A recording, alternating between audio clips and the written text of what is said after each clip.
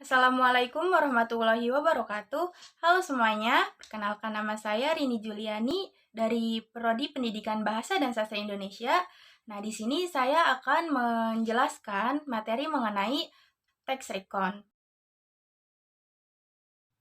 Sebelum menjelaskan teks recon, saya akan menjelaskan terlebih dahulu apa itu teks. Menurut Peter tahun 2005, teks adalah segala tindakan komunikasi yang lengkap, seperti salam antar teman di jalan, eh, iklan di televisi, novel, dan lain sebagainya. Berbagai jenis teks memiliki karakteristik yang berbeda, tergantung dengan teks itu digunakan untuk apa. Kemudian, teks juga harus memiliki tujuan dan situasi sosial tertentu. Nah, hal ini dikenal dengan sebagai genre.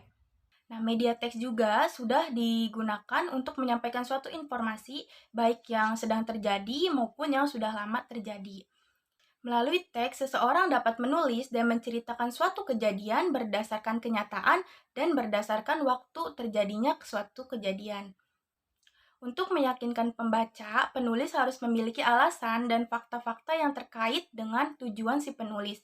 Nah, alasan dan fakta-fakta ini digunakan untuk memperkuat pendapat si penulis mengenai suatu fenomena yang ada. Nah, itu dia untuk pengertian teks ya teman-teman. Nah, di sini ada 3 subbab materi yang akan saya paparkan. Yang pertama itu ada pengertian dan tujuan, yang kedua itu ada jenis-jenis teks rekon, dan yang ketiga ada struktur teks rekon. Pengertian dan tujuan. Baik teman-teman, untuk pembahasan yang pertama yaitu ada pengertian dan tujuan. Nah, menurut Dadang tahun 2008 menyatakan bahwa recon adalah sebuah cerita yang membawa pendengar atau pembaca ke sebuah perjalanan melewati berbagai rentetan kejadian. Sedangkan menurut Gestiana tahun 2013 menyatakan bahwa recon adalah teks yang menceritakan kembali suatu peristiwa yang terjadi di waktu lampau. Sedangkan untuk tujuannya, menurut Trianto tahun 2018, mengemukakan tujuan dari teks recon yaitu menceritakan peristiwa untuk tujuan menginformasikan. Jenis-jenis rekon. Lalu selanjutnya ada jenis-jenis recon. Nah, jenis-jenis recon ini ada terbagi menjadi 3 bagian ya teman-teman. Yang pertama ada recon pribadi, yang kedua recon faktual, yang ketiga ada recon imajinatif. Baik, yang pertama ini ada recon pribadi. Nah, recon pribadi ini adalah menceritakan kembali sebuah peristiwa yang dimana si penulisnya itu terlibat langsung dalam sebuah cerita. Nah, yang kedua yaitu ada recon faktual. Nah, recon faktual ini yaitu melaporkan suatu rincian peristiwa dengan mengkonstruksi informasi faktual. Contohnya seperti rekonstruksi polisi atas kecelakaan, tentang sejarah, autobiografi, dan biografi. Nah, recon faktual ini dibuat secara fakta ya teman-teman dan bukan rekayasa, sehingga informasi dari teks ini dapat dipertanggungjawabkan. Nah, yang ketiga ini ada recon imajinatif yang dimana artinya penulis menulis dengan melibatkan imajinasi dalam menceritakan detail peristiwanya. Struktur rekon. Nah, selanjutnya untuk pembahasan yang ketiga ini ada struktur recon. Nah, struktur recon ini terbagi atas 3 bagian. Yang pertama ada orientasi, urutan peristiwa, dan reorientasi. Nah, struktur teks ini memiliki fungsi untuk menyusun suatu teks agar penulisannya runtut. Jadi langsung aja kita bahas satu persatu struktur teks recon ini. Struktur yang pertama ada orientasi.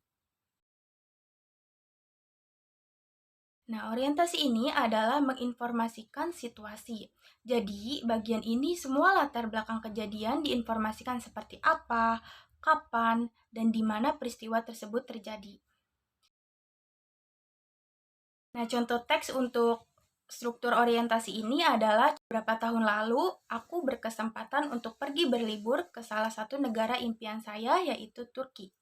Aku pergi ke sana dengan suamiku. Kami berangkat dari Bandara Soekarno-Hatta di Tangerang.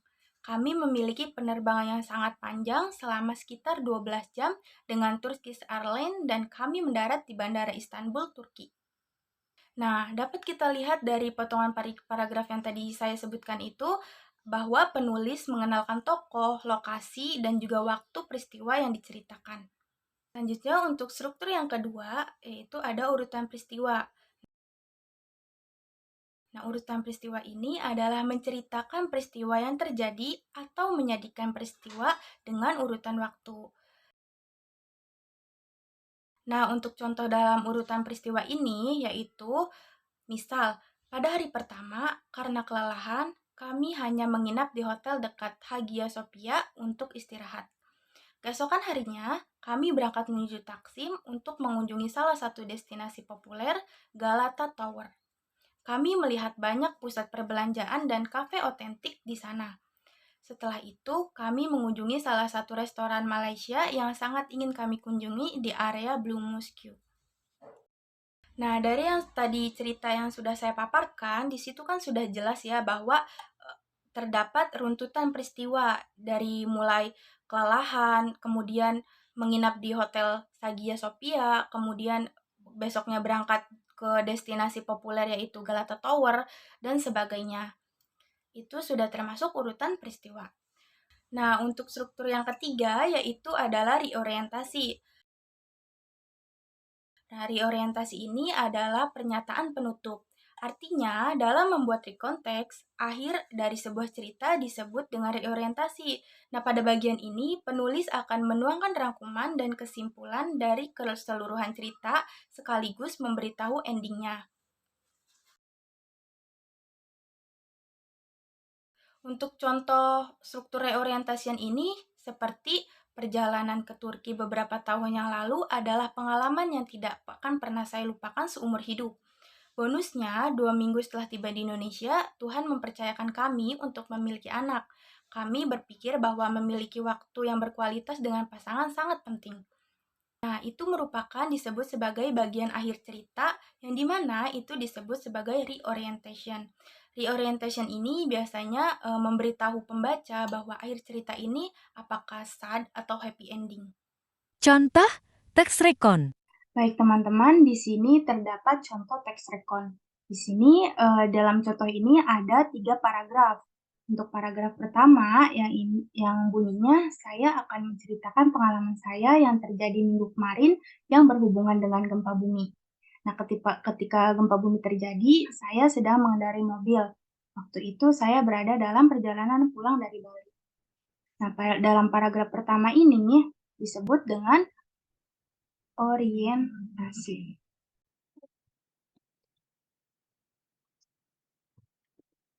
Mengapa disebut dengan orientasi? Karena pada paragraf pertama ini terdapat tokoh, yaitu saya ini. Kemudian terdapat juga waktu terjadinya sebuah kejadian, yaitu pada hari Minggu kemarin. Dan pada paragraf pertama ini juga menjelaskan tentang pada saat apa tokoh saya ini ketika kejadian tersebut terjadi, yaitu pada saat tokoh saya ini mengendarai mobil waktu perjalanan pulang dari Bali. Kemudian untuk paragraf kedua bunyinya yaitu tiba-tiba saya merasakan adanya hentakan keras pada mobil saya. Saya pikir waktu itu ban mobil saya meletus. Saya tidak sadar jika saat itu sedang terjadi gempa bumi. Saya baru sadar ketika saya melihat tiang listrik dan telepon yang ada di kanan kiri saya ambruk, berjatuhan seperti batang korek api yang ringan. Saya juga melihat batu-batu besar berserakan di sepanjang jalan. Mobil saya terperangkap di tengah-tengah batu-batu berserakan tersebut. Saya tidak bisa menggeser mobil saya ke depan maupun ke belakang karena batu-batu tersebut merintangi jalan saya. Sepertinya tidak ada satupun yang dapat saya lakukan untuk meneruskan perjalanan. Karena putus asa, saya tinggalkan mobil saya dan memilih berjalan kaki menuju rumah.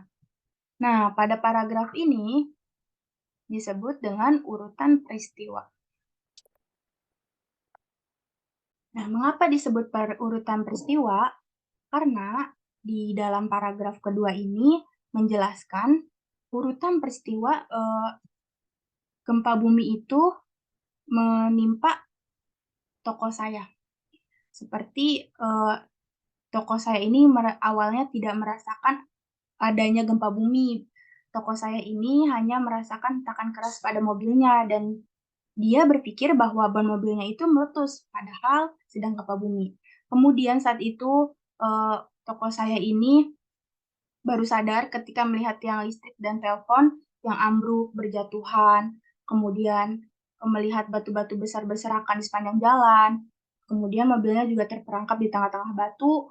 Jadi urutan tersebut, urutan yang dialami oleh tokoh saya ini termasuk ke dalam urutan peristiwa. Yang terakhir, untuk paragraf terakhir, di sini saja,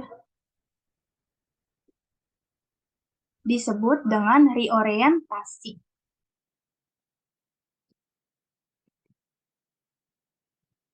Mengapa disebut reorientasi? Karena di paragraf terakhir ini memiliki kesimpulan yang diceritakan oleh tokoh saya ini, yaitu sesampainya di kampung halaman saya terkejut karena tidak ada satupun yang tersisa. Semuanya rata dengan tanah. Gempa bumi tersebut ternyata membuat kerusakan yang demikian besar pada kampung saya. Meskipun demikian, saya bersyukur karena tidak ada satupun keluarga maupun warga kampung yang terluka serius. Jadi, di paragraf terakhir ini, tokoh saya ini menceritakan bahwa akhir dari gempa bumi ini yaitu menyebabkan kerusakan pada kampung halamannya. Namun, tidak menyebabkan luka serius pada warga sekitar. Nah, teman-teman, itu dia contoh dari teks rekon yang bisa saya sampaikan. Semoga mudah dimengerti ya. Baik teman-teman, itu saja yang mungkin dapat saya sampaikan. Semoga apa yang saya sampaikan bisa menjadi ilmu yang bermanfaat buat teman-teman sekalian. Kurang lebihnya mohon maaf. Wassalamualaikum warahmatullahi wabarakatuh.